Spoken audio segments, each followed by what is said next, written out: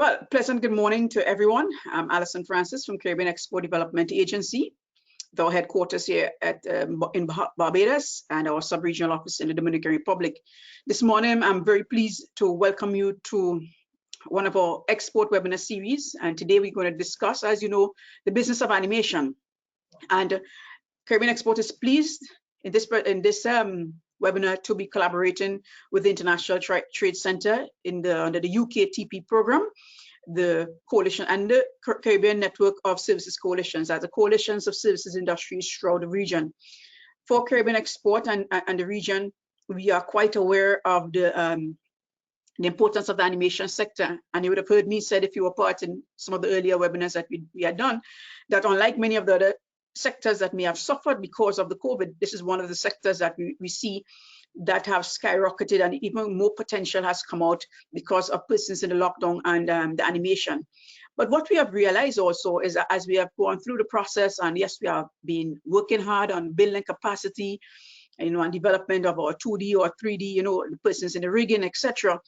But critical to that, to be able to capture all these opportunities, we need to look at the business of animation, and we need to refocus so persons could really and truly understand the business of the animation.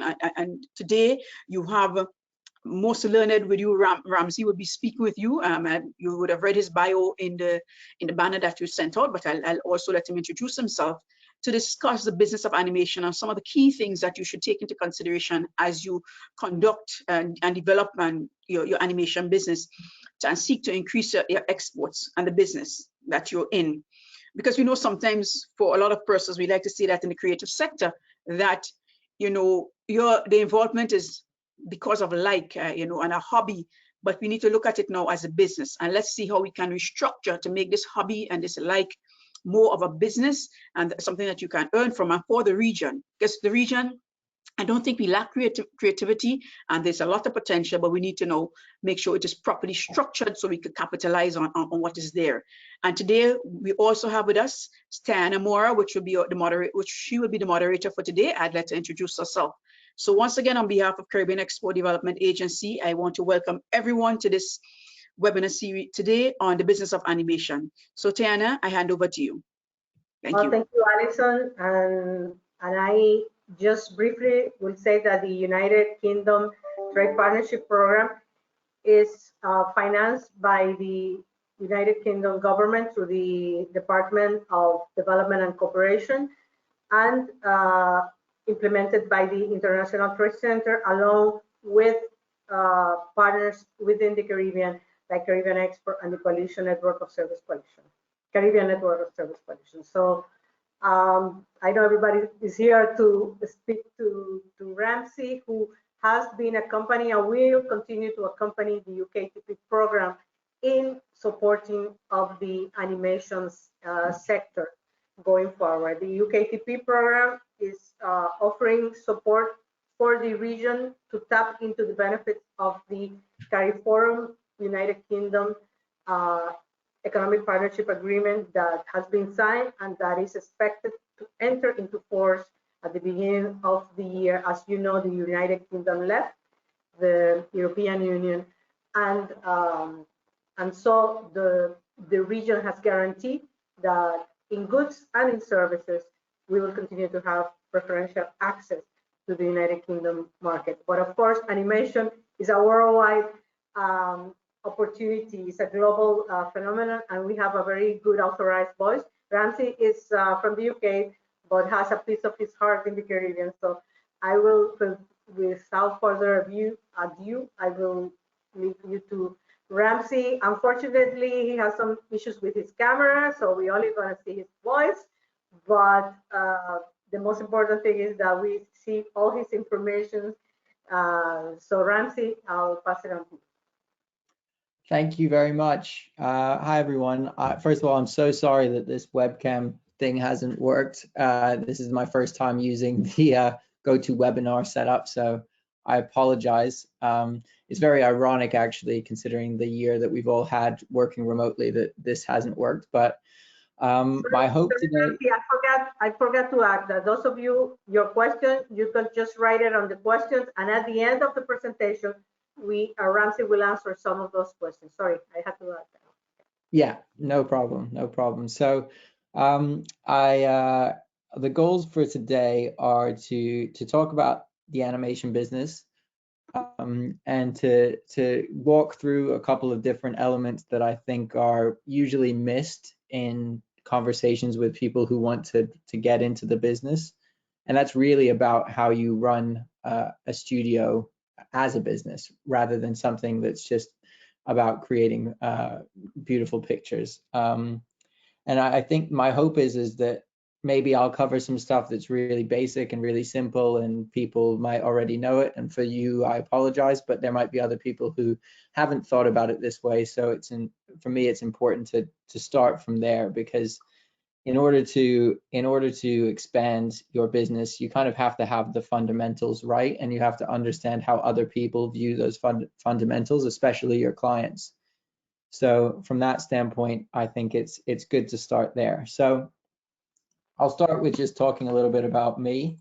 I am the head of business development and an exec producer for Mikros Animation, which is a part of the Technicolor Production Services Group. So we have about 2,000 employees around the world. We have studios in Montreal, Paris, Bangalore, and London.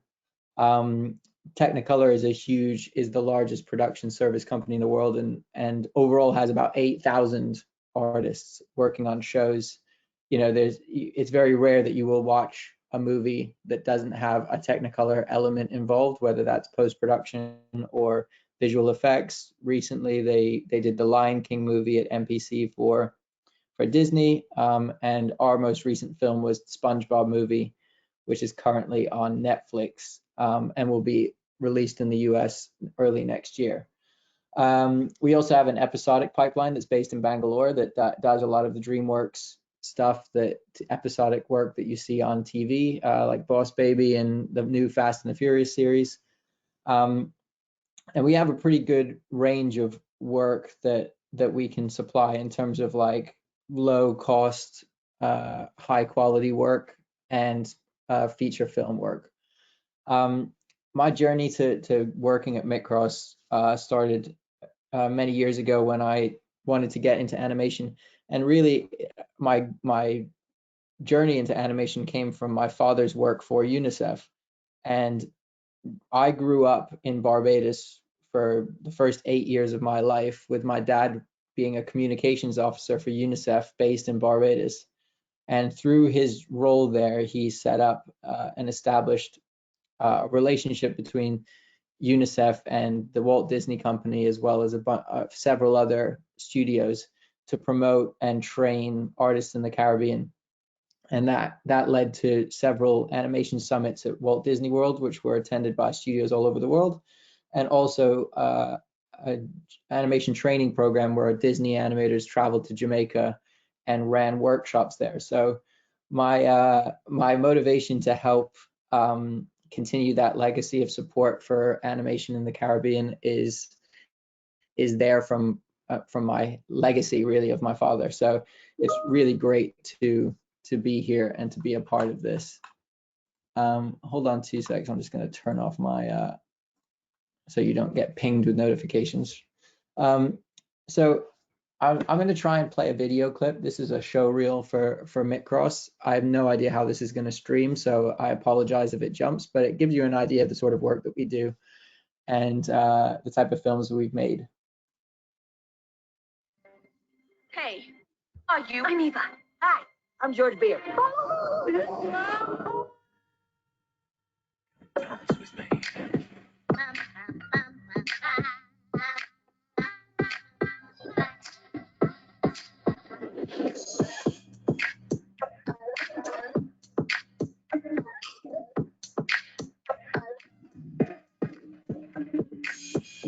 What are you two doing together?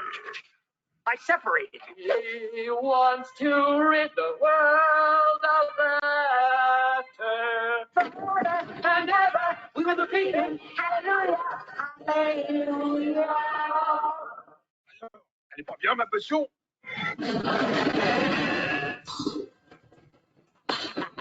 This is where our story ends.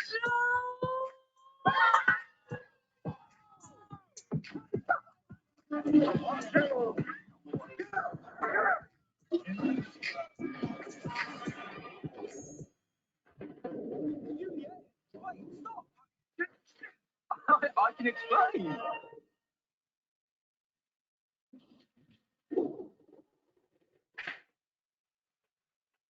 What does this button do?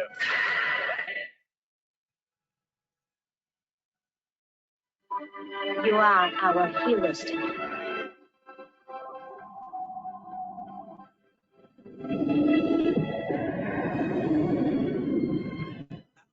Pour leur t'inquiéter, t'as peut-être un peu de concurrence. Well, here we go again.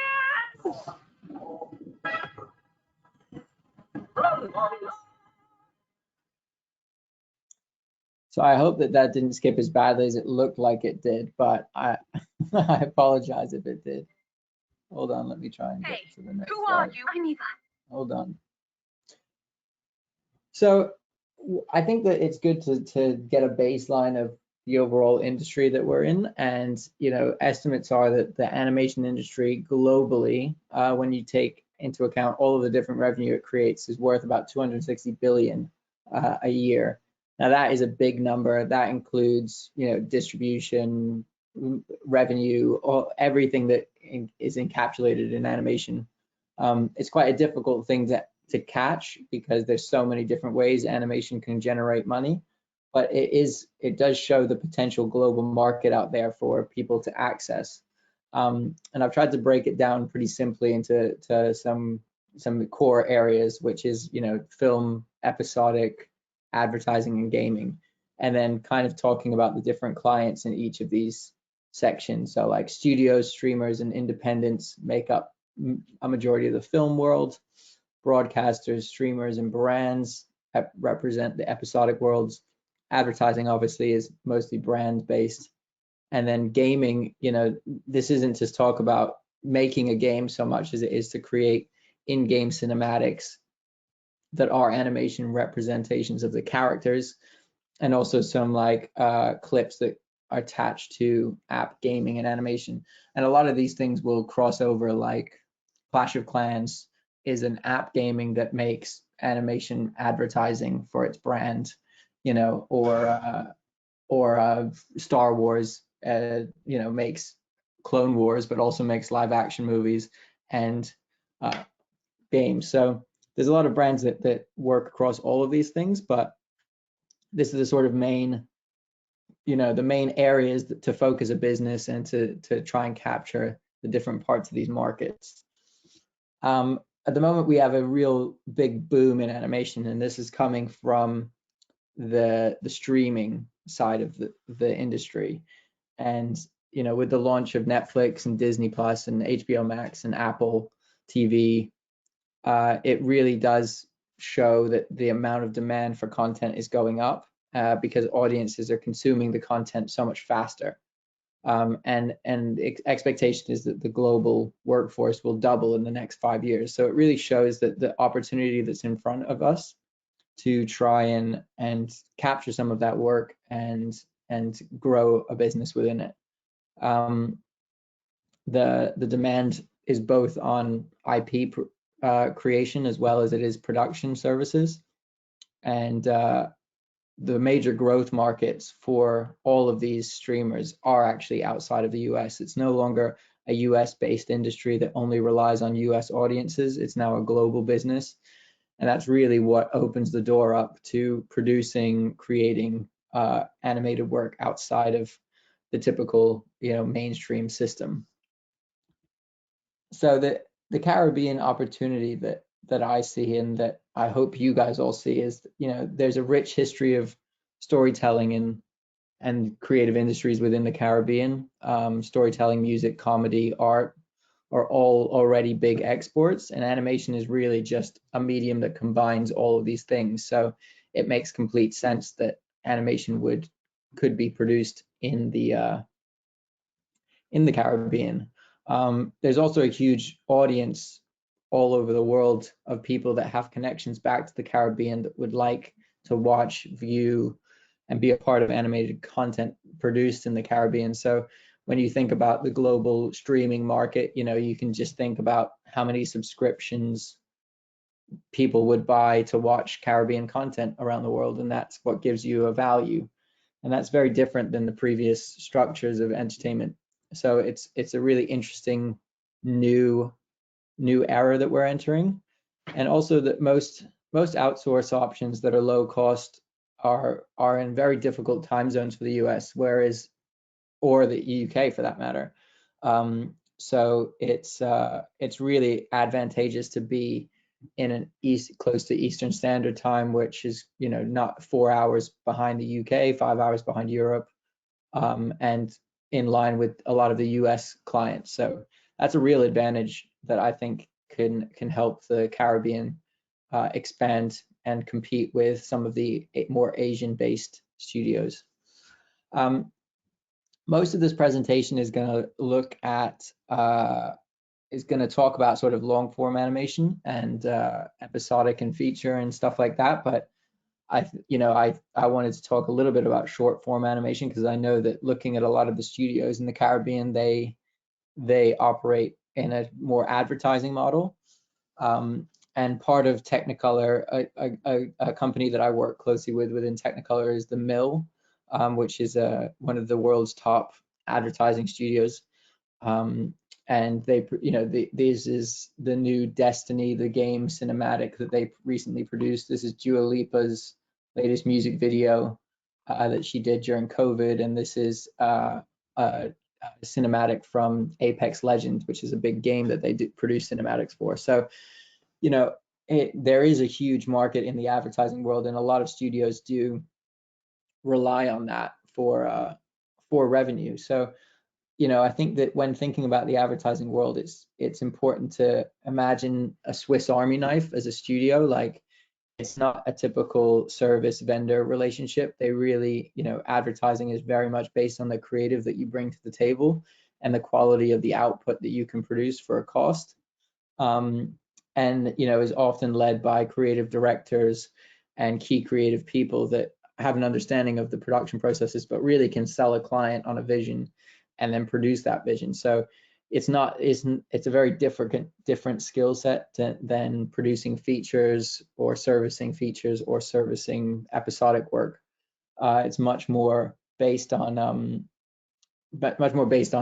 sort of your ability to be extremely creative very quickly and then output that work very quickly at a good quality. So I definitely think a Swiss Army knife is a good example for an advertising studio.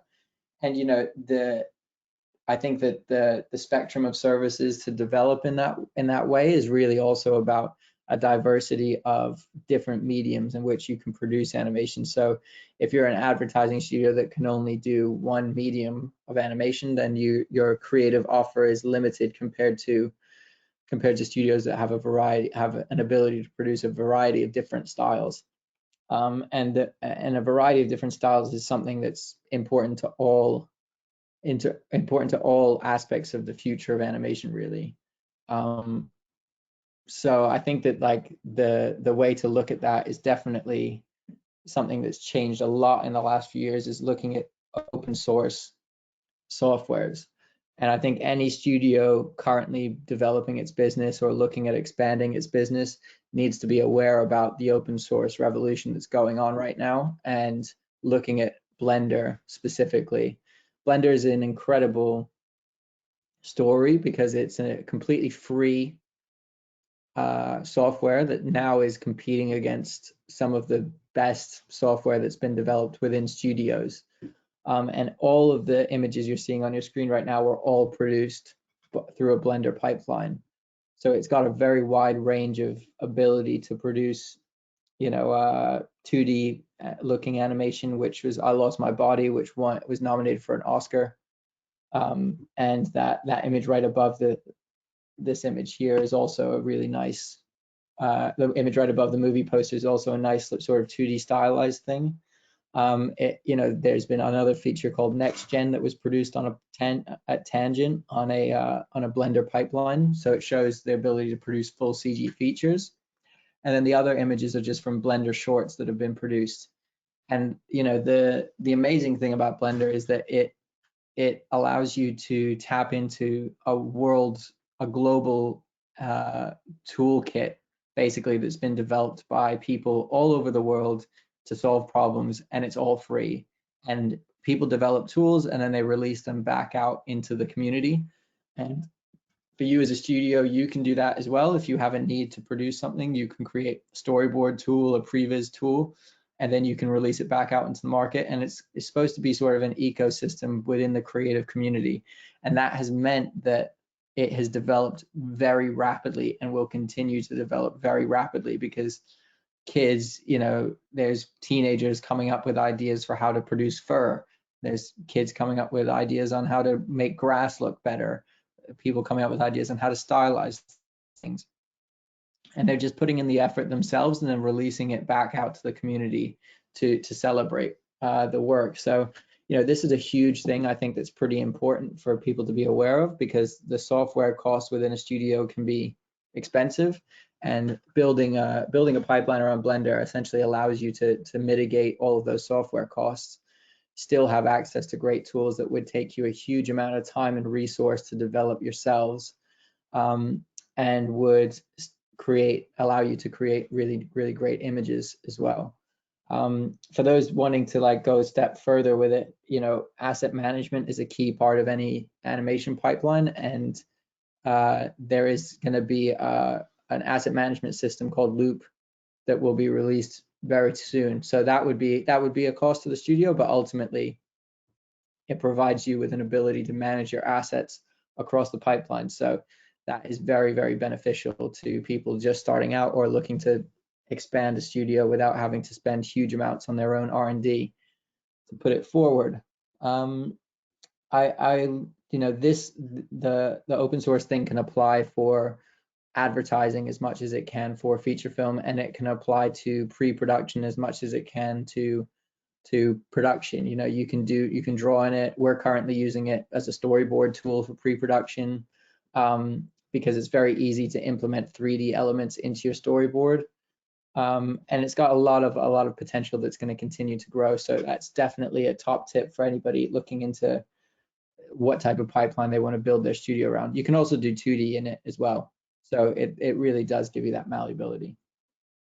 So looking at specifically the feature and episodic animation industry. So, you know, ultimately we are like every industry, we sell a product, and the value of the product is based on in IP. It's the potential audience is basically what people buy, and then for services, it's based on the quality of the output. I think that in this instance, I'm going to focus much more on the servicing side of things rather than developing IP, because I think that there's other people who have spoken at various different events about IP development. And I think that a key part of understanding the industry is understanding that, you know, a way I always think about it is that, you know, J.J. Abrams wrote Armageddon, and nobody knew who he was for another 10 years until he, you know, was working on Lost and moved on to Star Trek and all of these other bigger films. So, you know, there's a lot of people in the industry that have been working on other people's movies for a very long time. And that's how you learn. You know, you learn by being a part of other productions. You see how other people develop IP. And the more and more you do that, the more adept you are at developing your own projects and moving forward. So I think that there's no shortcut to IP development. I think it's something that requires a process. And I think that sometimes, although it seems like a sidestep, servicing some productions to understand the process helps you understand your own process better. And I take that from personal experience. I developed a film probably 5 years ago, and I thought it was amazing. I thought it was great. I went around, everybody was super excited about it. And now I'm redeveloping it. And the 5 years of me servicing other productions and working on other movies has meant I've been able to increase the quality of the work massively, because I've seen how other films have come together. I've seen how other creatives work, and that's helped me personally. So I think for the Caribbean, it's important to think about servicing production as an entry point into the market. That then the long tail of that is developing an IP strategy and having creatives that have been a part of the servicing industry see how that works and speak to top creatives in whatever country they're in on the client side to understand how they work. And I think that's the future to creating a well-rounded industry. So like, you know, the big place to sell these markets is there's 4 major sort of animation markets in the world.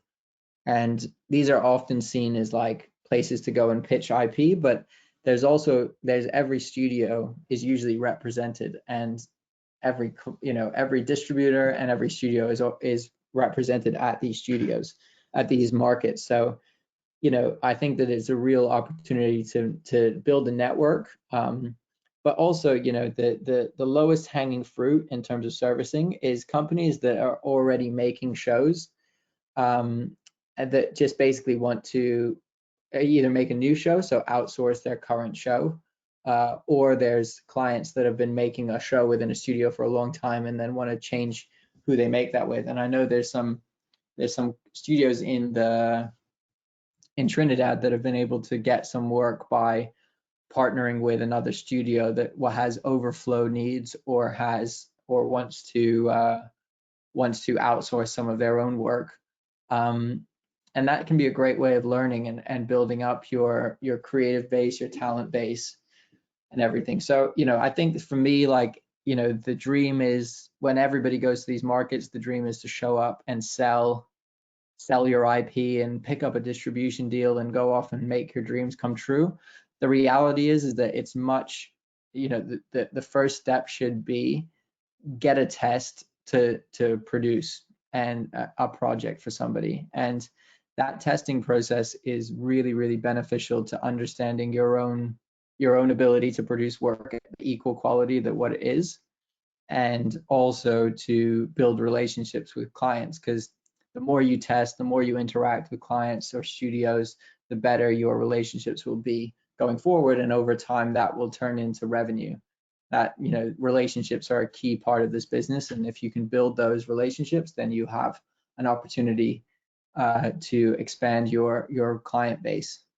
So yeah, I think that, you know, tests can often be free, so there is a financial challenge in that, and I think in certain ways we'll try and figure out how that can work. But, you know, like I said, it's a big opportunity to put your work out there and compare your work to another studio. And really, you know, the production services model is very simple. It's based on a creative output, and then it's based on a cost against that creative output. So, you know, as you increase your quality as a studio, the more you can charge, essentially, and the bigger budgets you can work on. And I've kind of made these 3 images to show the differences. Like the top image is from a preschool CG show that's on Netflix at the moment. And, you know, there's a lot of studios in the world that can produce that quality of work, and the competition for that type of work would be big. The middle image is Gigantosaurus, which is a French company called Cyber Groups. They're a Disney show, and it's really, really well executed, but it's actually quite a low budget show because it's TV episodic. So they've got a really good, high quality, low cost model that allows them that people want to work with them. So they have a good business. And then of course at the very bottom is Spider-Verse and Sony ImageWorks, and what they did there to win an Oscar and to change the animation game forever is that they produced an extremely highly complex film that, yes, it cost a lot of money, but their competition is basically nothing, because there's very few studios in the world that would have been able to do Spider-Verse, and therefore they're standing alone at the moment and have a very good basis for a business because they're producing quality that nobody else can match. So I think it's about stages, and I think, you know, you work your way up to the higher quality levels, but always keeping in mind that, you know, you want to be balanced in your cost and your creative output. If your costs are outweigh your creative output, then your ability to win work is never going to work. And at the same time, if your creative output isn't high enough, then your ability to win work doesn't matter. It doesn't matter about the cost, because if your creative output isn't there, then nobody's going to give you work, because it's about building that trust. So I think that's it's a key part of winning clients is that relationship, and that's why my recommendations around how to strategize the Caribbean industry is really also includes an element of a tax credit, because all of the major countries in the world that produce animation, most of them have a tax credit. It doesn't tend to happen in lower cost regions, which is what I think the advantage potentially could be for the Caribbean. But in the UK, we offer a 25% tax rebate. France is 30%, 40%, and Montreal is up to 42%. And to be clear on what I mean by tax credit, I mean that if a client spends $100 in the UK, they can get $25 back, essentially, in this very simplistic way. Or if they spend $100 in Montreal, they can get up to $40 to $42 back from the government. So it's a really big benefit to their cost, and it comes back to the cost of quality situation, where you're suddenly getting 42% more on screen than you're paying for, which is a huge increase when you think about it. And in the UK, even 25% is a huge additional value on screen for these shows. So it's a massive part of the business that companies like Technicolor base their business models around where to set up studios based on where the local tax credits are, because that's where the work's going to go, and where the work goes, the talent goes. So in terms of how to continue to build up the industry in the Caribbean, being able to offer a tax credit that brings in some work and then attracts talent to moving to the Caribbean and builds that creative community, means that your ability to increase your quality output and your increase in generating revenue will go up.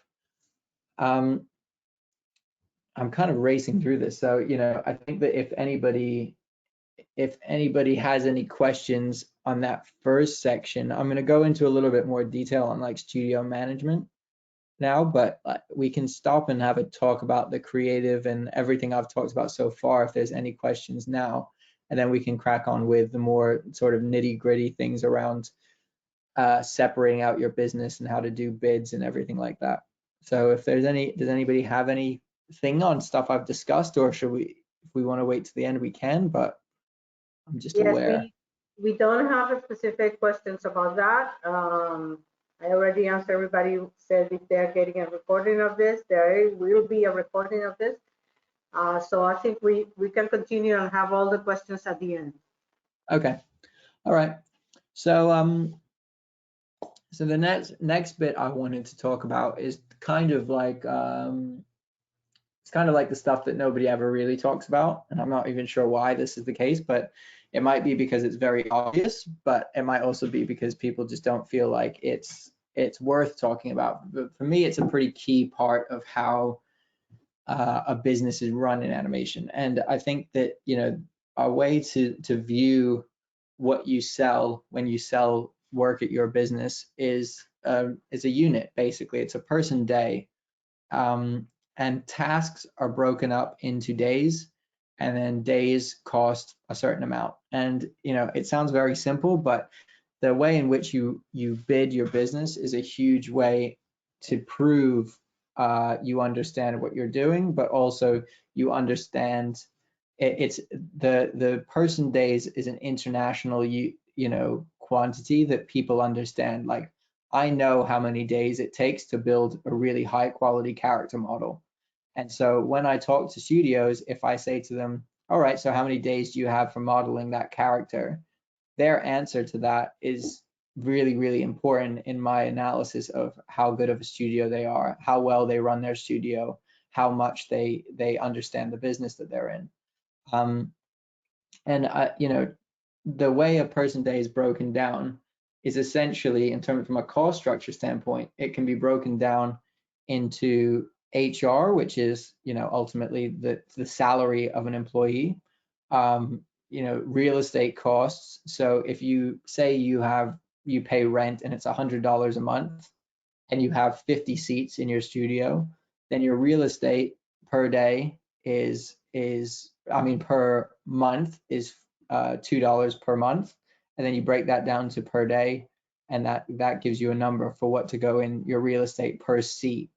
So it's kind of breaking down these sort of big costs into a per seat, per person, per day basis. And you do that across real estate, software, hardware, all your legal costs, or support function, executive level, business development costs, all these types of things fall into that. And then you end up with this extra chunk of EBITDA at the end, which you decide to either reinvest, CapEx, put into margin, any of those types of things. But it's really important that like your cost structure is based on these units, and that the way in which you bid a show factors in how many of these units you need. And that's essentially what makes up what will be your studio costs for a project. So I'm just making sure I've covered everything there. So so you take your overheads and you spread them across every single seat for every single day, and that essentially gives you what your mandate cost is.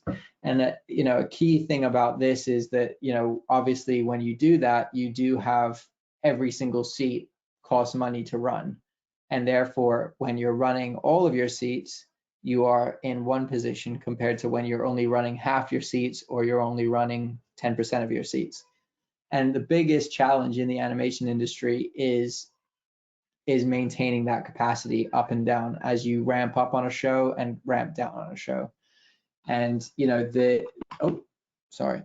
jump forward there.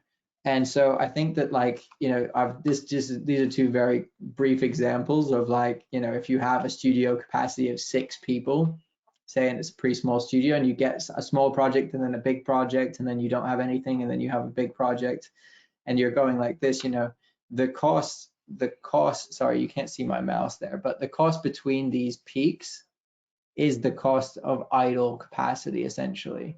And you have to build into your business plan an ability to cover these idle days. And that's really what makes the difference between the success of a long-term company and the demise of a company, basically. Because if you can't cover those idle days in a way that makes sense, then you're basically going to give up any profits you make on one project to pay for the downtime on another project. So, the second example there is a studio that maybe has a much cleaner sales pipeline and is able to put projects back to back in a more efficient way. And even that, there is an element of idle capacity that's within the studio, but it can be managed in a different way because you're able to back-to-back projects. Now, it's very rare to be able to do that. So the top example is definitely more realistic to most businesses. And I think that a key factor that's definitely come out of COVID is, okay, well, the bigger question is, how much overhead do I really need to run my company? Like, if I can take out real estate and everybody is remote, then that takes a huge part of those idle costs out of the way. Or if I downsize if I can have a capacity of 6 people, but I actually only need a studio of 3 people consistently, then you look at that and you say, okay, well, look, the top 3 people in the top example there are freelancers, and they work remotely, so you don't ever have them in-house. And then suddenly your idle days you only have two dips there below the 3 number that mean that you're covering one person's cost. So I think that it's important to bear those in mind when you build your business, and as you build your person days in your sort of additional money allowance. I would say you have to build in a idle cost coverage that's going to cover you in the downtime. And that can be, depending on how big your business is, that can be range from a bunch of different things. So I've covered that. So I wanted to just take a really easy example here of how this could work in reality. And I think that, you know, with some of you, we'll go into this in a bit more detail as we go next year. But, you know, I think it's important to look at how this works. So if we break down every task, every creative task into how many days it is to complete. Now that is very simple in the thought of it, but the reality is being able to break down the task and accurately is really about producing the most amount of work you can. And the more you produce, the more accurate you will be able to estimate things. So it's important to gather that data, and data mining from project to project is really, really important on every single artist level, because the amount of days it takes for an artist to do something massively varies between people. So in order to accurately bid something as a business, you have to understand what those variables are, and also the differences between like a junior, a mid, and a senior in terms of their experience and their cost to completing something. Like a junior might cost you less money per day, but they're going to take twice as long as a senior. So in some situations, it's better to hire a more experienced person that's more expensive for less days than it is to hire somebody more junior for more days. And I'm sorry if this is all very sort of obvious, but sometimes it can catch out the best of us sometimes when we estimate bids, because bidding is a real science, and it's really, really based on data from previous productions. So even if you're on a show now and you haven't been doing it, start marking down exactly how long it actually takes. So if you said it's going to take, oh, we bid it at 3 days and it takes 5 days, make sure you mark it down that it takes 5 days, because your next bid should be for 5 days instead of 3. And you need to constantly be evaluating and re-evolving that. So the example I had here is just simple. So I thought, you know, 2 characters in one set, and, you know, say we have 3 days for modeling. Well, we have 15.5 days per asset for a character, and then 29 days for a set. These are all made up numbers, but and this is CG, by the way, not 2D, because it's easier for me to do CG very quickly. So, you know, 3 days modeling, 10 days rigging, 2.5 days surfacing, right, for each character. So I end up with 31 days for characters, and then for sets, I have 1 set, and it's 29 days split between modeling and surfacing. So then we get into shots, and, you know, the client say wants 3 minutes, which is 180 seconds. And seconds per shot, the average shot length is about 4 seconds per shot. So that's going to give us 45 shots to produce.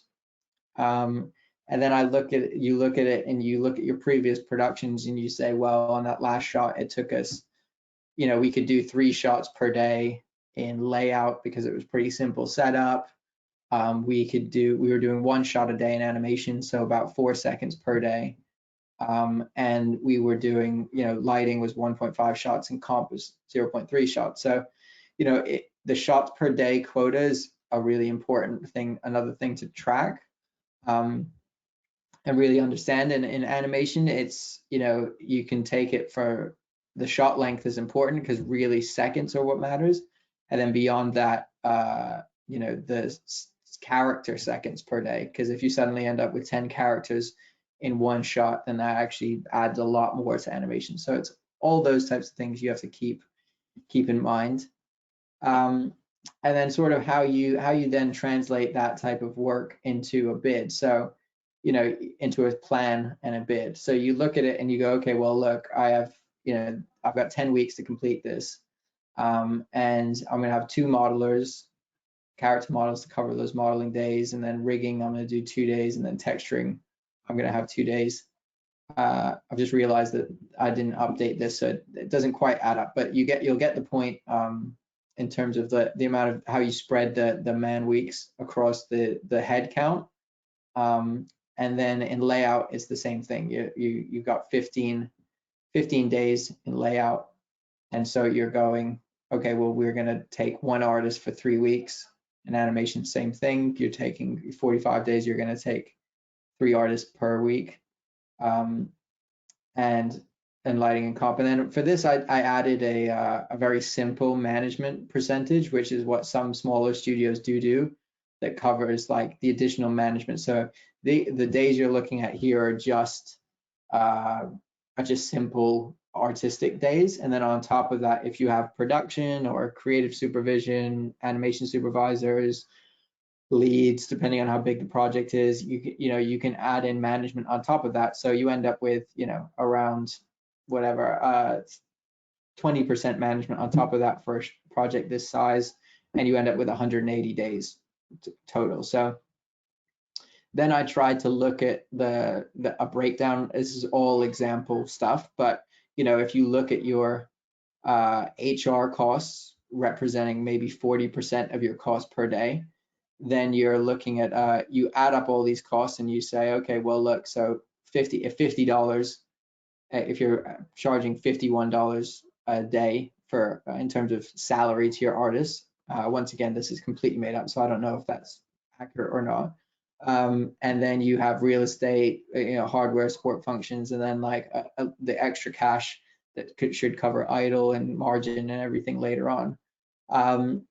Then you're very quickly able to look at your 180 days and break down, the costs of this. And this is done with this is currently run with a model where HR is an average HR. So obviously there'll be different salaries between a character modeler and an animation supervisor and everything else. But I tend to find that in smaller studios that the ratios can be run that way with a sort of average cost per day, and then you just fit your HR budget within, up and down of that average $51.2 dollars per day.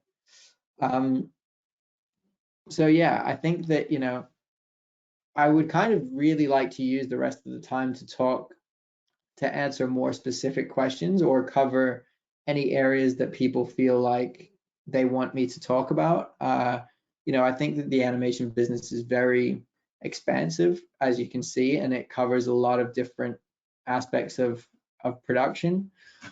So I would love it to become more of like a conversation, or you can send questions and I can cover areas, and they can be quite broad areas, but things that I can sort of dive into in a bit more detail that might be specific to the people on the call. Sorry, yes, we have Kevin said that he met your father years ago. Good to see you're following his footsteps. How can I do tests just for practice so I can improve before doing one for a studio? I'm concerned about doing an official test, not meeting the quality bar, and then being overlooked forever after that. Right. Okay. So the question is right. I'm ready to do tests, but I don't want to jump in the deep end too quickly because I need to test myself, right? Yes. Before ruining any sort of reputational stuff. I think it's just about working your way up from maybe smaller clients to bigger clients. I think, in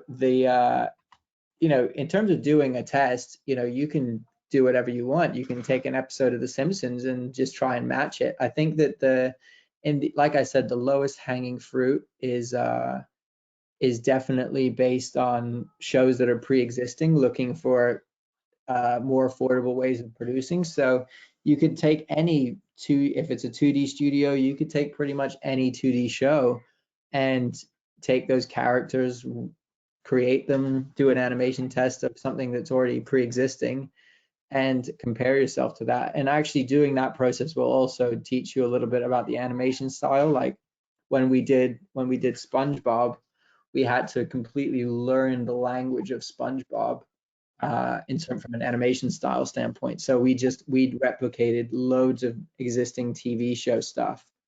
And actually the test for SpongeBob was clips from the TV show that we had to reproduce. So it's really useful to do that. If you're looking for material to recreate, just look at your favorite shows and try and recreate them. Do a scene from Rick and Morty, do a scene from any of these shows, and that's going to be the thing that you'll be able to see yourself. Okay, yeah, I can stand up and show this to people. It feels like the show. Or, okay, well, we need to improve on that this and that. Another question is, how can I get a deeper breakdown of this bid, I guess, of the tender? Is there any book you recommend? Well, no, because the fact is like it's really about you looking at your own business costs. Like it's very, very specific to an individual business and to how they structure themselves. So, you know, like the cost of rent for a studio space is going to be different in Barbados than it is in Jamaica. You know, so, you know, looking at any of those things, that's what I mean about the cost structure thing. There's not necessarily a book to read on it rather than just a general business book to understand, okay, you have a certain amount of labor costs versus overheads and margin, but it's really about understanding the people around you and the environment you're trying to operate in. Like, you know, if you go and speak to a real estate agent and find out what the cost per square foot is, and then you analyze how many desks you could fit into that, how many artists you can fit into that unit, and then you calculate, okay, well, that's how much real estate costs per person per day.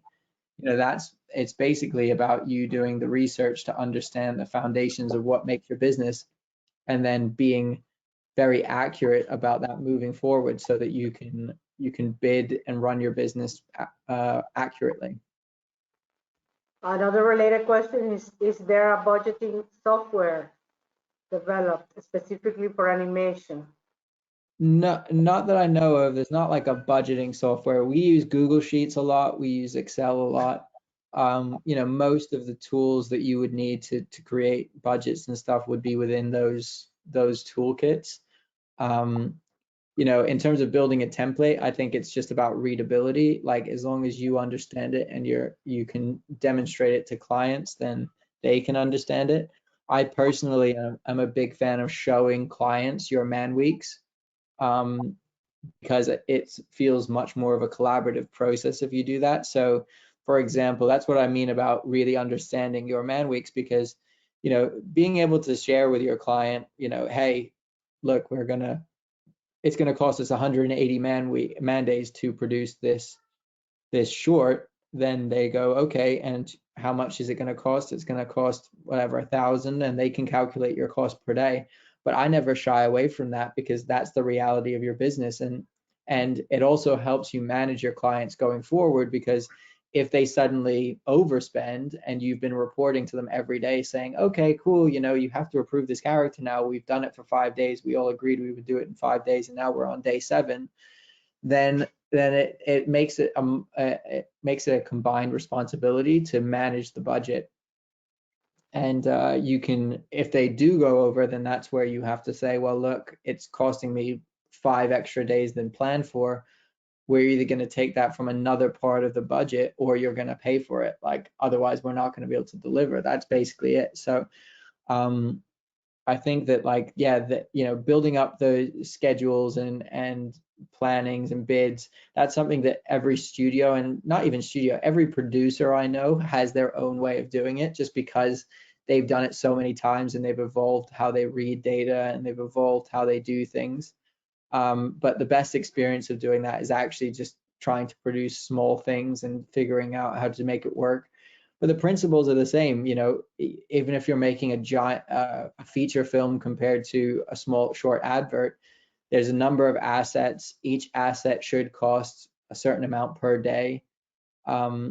Should cost a certain amount of days in each department. And then you're just managing to those days once you get into production, and share that with the client so that it's transparent. Several studios in the Caribbean have people that are working part-time, like they have another job, but they support the studio efforts additionally. So, you know, maybe they can work 3 hours to 4 hours a day, not full days. How you deal with that? It doesn't, we can, when you time, you know, we call it time logging, but, you know, the reality is, like, some people, if you've got multiple tasks on your plate, you can time log for some things for 2 hours, and then you come back to it, and then you time log again for 2 hours. So it's not about like necessarily how many days somebody's in the studio or not in the studio. It's about the individual tasks they are doing while they're there. So if somebody's only working 3 days a week, but they're working on a character model half the time and a surfacing half the time, then they're only working 1.5 days per week on each of those departments.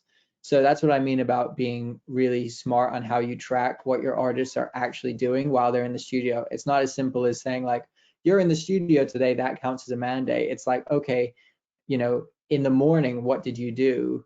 In the afternoon, what did you do? And then marking those down so that you understand, okay, actually, in terms of working hours, it took 3 days to model that. But that was spread over 3 weeks because the guy was only in 1 day per week. Okay, another question we have is how long does it take for an existing graphic designer illustrator to learn animation? It depends on what you define by learning. I think that, you know, there's a huge amount of resource now online to learn the basics of animation and practice that. Blender is a huge tool in being able to play around with it for free without a problem. Toon Boom is also, I know there's been a lot of work across the Caribbean to get Toon Boom free for as many people as possible. But you know, I think that it depends on so many factors in how long it is before you're animating. I think it depends on what level of animation you want to be at, and also how much you're going to dedicate to doing it. It's, you know, animation is a discipline that takes a long time to learn, in terms of like really honing and paying attention to how other people are doing things. And like I said, you know, try and, you know, animate Rick and Morty or a SpongeBob episode or anything like that, or even just a scene from SpongeBob, to understand, okay, like, you know, you're not animating every frame, you're going to animate on 2s sometimes, you're going to animate on 4s sometimes. And when I say 2s and 4s, I mean like 2s are like every other frame, or 4s, which is every 4 frames you're going to move a character. So that is it's a very different animation style to say Disney or what Pixar do, animating every single frame where something is moving every single frame. So I think it's just about digging in and doing your research and finding the right you know, schools or curriculums that you could tap into remotely to help develop your skills. How do you treat intellectual property? Who in a studio owns the characters? The owner, the artist, the client? That's completely about the contractual chain of title of the IP. If a client hires you to produce something, usually in the contract between the client and you, all of the IP reverts back to them because they're the ones paying for you to do it. If an artist is working within a studio and designs something, then they should have an employment contract which either defines or doesn't define their ability to own that piece of work. So I think that a fair way of thinking about it is like, if it's within the studio's or the company's parameters for somebody to do that work, then the studio should own that IP.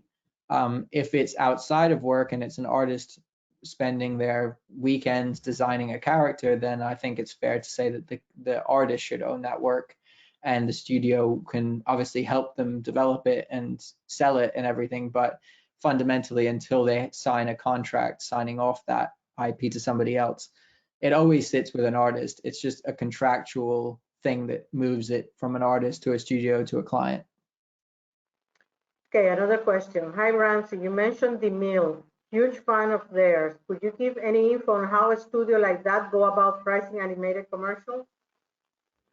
I can't tell you like their internal costings, but obviously, you know, the Mill is one of the top advertising studios in the world, so their ability to, they work on premium content. They are competing with the top studios in the world to create the shorts and everything that they do, and spots that they do for brands. So I can't tell you how their cost structure works, but I can tell you that they have a global network. They have studios in LA, New York, London, and Bangalore. So they're a huge player in the advertising game. And the fundamentals are the same as what I've walked through here. They're bidding a project for me right now, and I'm waiting for them to tell me how many days it's going to take for them to make it, how many days they're putting into animation, what their animation quota is going to be, because that's going to tell me whether or not they can do the job or not. Okay, another question. Do you know of any studio that only use remote animators, or are all studios that do outsourcing a brick and mortar with physical seats? In Jamaica, it's a big financial challenge to run a 15-seat studio if a lot of work isn't coming in, at least on an ongoing big job. Yes, there's like more and more virtual studios that are entirely cloud-based that do not require any interaction or overheads in terms of a building or anything like that. So that's definitely the way things are going more and more. I think that it's important to have community spaces in some way for like the artists who are working on stuff to meet once a week or whatever. But in terms of having a full-time overhead, yeah, that's definitely something that as a small studio, I would be trying to avoid if I was running one. I would definitely be focused on having an entirely, if it was me, I would have a Blender cloud-based pipeline that essentially allows me to add and remove as many artists as I want. And everybody works from home, but meets up, key departments meet up once or twice a week in a space that maybe is like a work share or a restaurant. I don't know, it's somewhere that's not like a full-time place that you're just hiring a room and putting people in the same room to look at something together. But yeah, there's a huge thing. And also in terms of collaboration across the Caribbean, which is, something I didn't quite touch on in this, but, I see, instead of thinking like island based, I think that the Caribbean has an opportunity to think more, cross island collaboration, and cloud-based pipelines would allow that much easier than doing sort of having a studio, then finding a remote artist working on a different island. That would be much more challenging. Can you share your thoughts about creating animated episodes on YouTube? Do you think it can work? I think that like there's certainly some studios in India and stuff that output these like nursery rhymes that they put out, and they get looped onto these crazy cycles where they get millions and millions of views, and I think that can generate some revenue. I think that if you're trying to develop an IP and get episodes out there, then putting it on YouTube is a great way of showing off your studio. It's a great way of building your audience, but I don't think that will directly generate revenue for you. But if you do that and you do get successful, then you will be able to start either generating revenue long-term from that, or be able to take that data to a broadcaster and say, hey, look, I'm getting, 1 million views on YouTube when I put this episode out. Can you give me a deal? So I think it's a good way of testing the audience, but the dangerous side of it is that if you put stuff out there, and because it's YouTube is there's so much content on there that you can get lost very quickly, and if you're not successful, it can be very disheartening and difficult to justify, like, oh well, I put it on YouTube and I only got 10 views, so does that mean the IP is bad? No, that might just mean that the IP has not been marketed and there hasn't been enough people to see it in the first place. So I think that it's one of those things that it's a nice way to showcase a studio, but I wouldn't necessarily be putting episodes out there unless it's connected to a different business model. Like, for example, toys. If you went to a toy company and you said, hey, I'm going to make a bunch of shorts for you that will sell your toy, that will show your toy characters online in a web series that's really low budget, then they might go for that because it's free. And I actually did that for Lego in a previous job. I created Lego Friends web series that are very low, sort of like not premium quality 2D, but it's done on Flash. And it, you know, it did a job. There was an audience of kids that loved the toys and they loved watching it. How should a studio look for small clients to start working their way up? How should a studio start looking for small clients? Is that the question? Right. I guess if it's better to start with small clients and then build up experience. Yeah, I think that there's, you know, the animation community is very like welcoming and receptive to creatives. And I think that there is that, you know, working with local people, local clients, local brands, local anything that want to get into animation and pushing yourselves that way. But then also I think reaching out to the animation community, virtual networking, showing your work to them, asking questions. You know, there's a lot of people out there that will give you time of day and help you push the quality of your work. And I think that, you know, the really like the focus is it should be first of all on establishing like an understanding of your business, and then the second push is on how to increase the quality of your work. You know, I think with all of these things, it's important to start with small clients because quite often it requires infrastructure and security protocols and all of these other things to work with bigger clients. And so that requires some investment. So it's important to slowly build your business up, unless you're lucky enough to have an investor who will front some of the setup costs of like security and infrastructure. Well, the next question, I don't know if I understand, I hope you do. How can we find interstitial work? Interstitial? Yeah. I don't know what that means. So maybe, Kevin, if you can rephrase the question, I can ask that. Okay, next one. What are some ways to access funding for original projects? Well, I mean, that's not really my thing. I was definitely trying to help figure out how that can happen and where these types of funds can come from. I think it is important, you know, in the UK and France and these countries, there is local government support to develop shows and to support the animation business, like I said, through tax credits or soft money subsidies. So I think it's an important thing to be there. But I was also on a call very recently with I was at a roundtable of all of the top UK studios, and people were kind of saying, well, you know, if we were able to run our businesses effectively, then we should be able to develop our own shows. And I think that the other key thing is like, and you know, I'm a big believer of this, is that if you're trying to develop a show, and everybody, and you know what you want to do, and you have another group of people that are dedicated to doing it, then sometimes it's great to be able to pay people for their time, but very often, even at my level, I'm getting people to work for free on stuff that we want to develop together. And that is the reality of it. So, you know, sometimes it requires funding, sometimes you have to just do it on your own and get it to a point that with a good group of people that it can be pitched.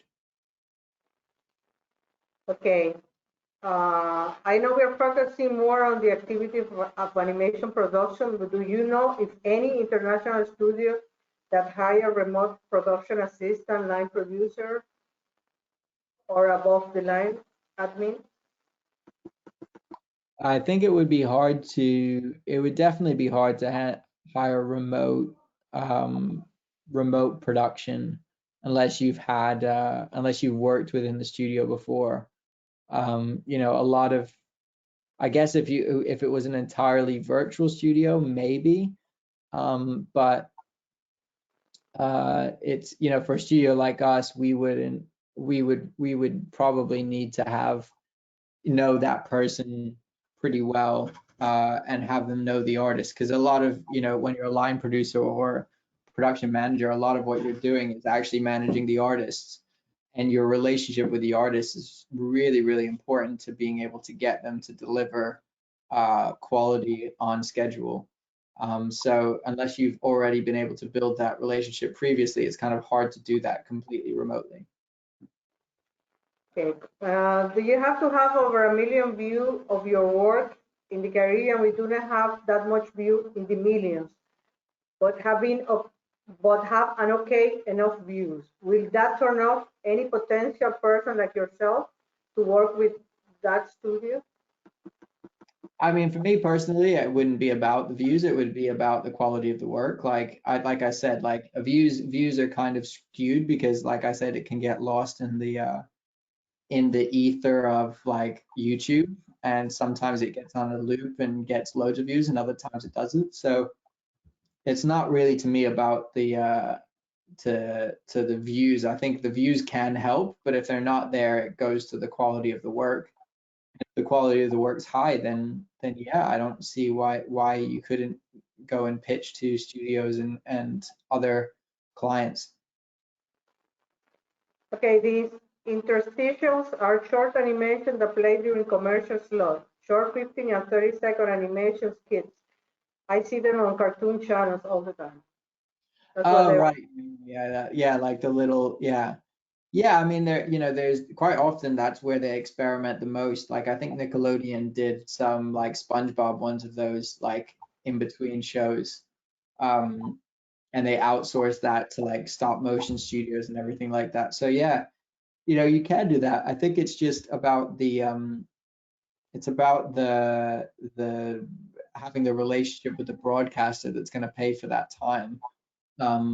Or producing it on your own and then trying to sell it into broadcasters for those slots. Okay, the following question is, if there is any notable regional animation studio that you or Ms. Francis can highlight. Maybe it's good to explain that the UKTP with Ramsey is on Caribbean Expert. We are in the process of selecting some animation studios to be supported by the UKTP. We are highlighting, UKTP is highlighting animation studio from Jamaica, Dominican Republic, and OACS, but Caribbean Export will contribute to the rest of the CARIFORUM to cover the rest of the CARIFORUM countries as well. So we are looking, I won't put Ramsey in the spot because we are looking at that process right now. So Yes. Yeah. Okay, so the other question is if Francie was coming to Kingston, UKTP will be supporting some events in the region, but we still have not made any decisions. And I think we have to look into 2021 to see if which events will be virtual and which events will be in person. But I'm sure that if there's the opportunity to have it in person and Ramsey is available, that would be a good idea. But I think we still have to wait how 2021 will be. But certainly the UKTP and Caribbean Export, we are looking at additional training for the animation sectors in 2021 and some marketing opportunities and certainly events that are happening in the region that will help the sectors. Just like that, Kingston, of course, are something to be considered for 2021 and 2022, which are the years UKTP is going to be active. And I'm trying to get a vaccine as soon as I can, so I'm pushing. All right, that will help certainly. Just one more additional question: what are the best market events to attend for a studio looking for smaller clients? I think you mentioned some of that, but maybe for smaller clients, if you have additional ones, Ramsey? Yeah, I mean, I think that there's obviously there might be like events locally on the island, on wherever you live that you could go to, but still going to like Kidscreen, there are studios that make short, there are really small studios that attend these festivals, and they might be winning some work, or there's, when we say small clients, you could even have an Indian studio that is trying to outsource some of their work, but they don't want to give it to their competitors. So they, they have a broadcast deal with Disney India, and it's not a huge, big international show, but it's a good show for their local audience. And then they might need to want to outsource it and build a partnership with your studio. So I think that, like, don't be scared of the big markets just because everybody's there. It's more just be tactical in who you want to speak to. Like, going to those markets doesn't mean you need to sit with Cartoon Network and Nickelodeon and all the big players. You could set up meetings with all of the smaller studios and talk to them about whether or not they would be interested in outsourcing their work. Okay, there was also one suggestion about that we consider training on pipeline management. So that's something we will be considering. We are in the process of organizing what those training programs will be for next year. So we can take note of that. I do think trying to do something on the technology side would be smart, because it is a big factor in producing, this work. So I'll try and think about how we can do something on the technology, like pipeline side. All right, I think well, how do you convince a company regional to do an animation-based project for advertising sales over traditional methods, especially considering the timeline involved? Well, I think it's not to convince a company. You mean to work together at the regional level? That's what you mean, Candice? Because I mean, Ramsey is talking about the opportunities that are there, and he's recommending that there are more collaboration at the regional level. So I think it's up to to work together in trying to do that. And the reason behind that is, I think that you want to access the best talent for every department, and sometimes that talent might not always be on your island. So I think being able to say, like, oh, I actually need a really good character sculpture person, and that person might live on a different island. So reaching out to them and having that person be a part of your creative pipeline, I think, is a really smart thing, because it's much more important to sell the talent, because if you sell the talent, then that person doesn't have to be exclusive. They could work with a variety of different studios, but suddenly the skill set goes up and the ability for studios to use that work goes up. Okay, well, thank you so much, Ramsey, for the presentation. And just reaffirming the commitment from the UKTP side, from Caribbean Export, from the coalition's services, of continue to supporting the animation studios. And Alison, I'll give you the final words. Yes, all right. Well, thanks again. I think you wrapped up nicely. But I'm pleased that I think we had a fair amount of persons on this morning, so I'm happy for the persons who joined, and I hope that it was meaningful to you. I'll be grateful to if all persons will fill out the evaluation form. We are here for you, and it will be important to hear from the evaluation, in terms of how it was. Were there any other needs? I hope we have addressed we have addressed all the questions, but if there are any other areas or specific areas of intervention, we would like to hear from you. And as Tiana said, Caribbean Export and the UKTP program, we are committed to the development of the animation sector within the region. And we have many plans in place. And one includes, the further development of the studios. And as Tiana said, the UKTP project will cover some studios, and Caribbean Export will support coverage of the other studios to ensure that we have a good cadre of experts that are available, and we can increase their exports and to continue to increase awareness of what the Caribbean can and has to offer. So we look forward to reaching out. So in that regard, look out as we continue to formalize what that project can look like. That we would be reaching out to persons in the different member states, Tiana would have mentioned, so that we are aware of where they are, what are the needs, and that we can address the needs so that they can actually take advantage of opportunities and develop further. So thank you for your participation, and if you have not registered before, continue to register so that you are aware of what is taking place. We have our services registry. Let us know who you are, what you are doing, so you can be kept in the loop and be part of the process as we continue the development of the animation sector within the region. So thanks again, and we look forward to continuing development of the animation sector in the region. I look forward to receiving your evaluation form. So on behalf of Caribbean 1 Export, minute to fill out the beg pardon?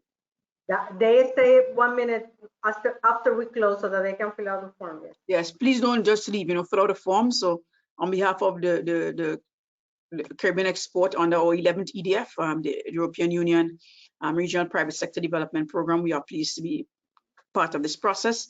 ITC, the UK TP program, and the Caribbean Network of Coalitions of Service Industries. We are really pleased to be funding this process and to be part of the whole development of the animation sector. So look forward to your input and continued active participation. All the best and stay safe. Thank you.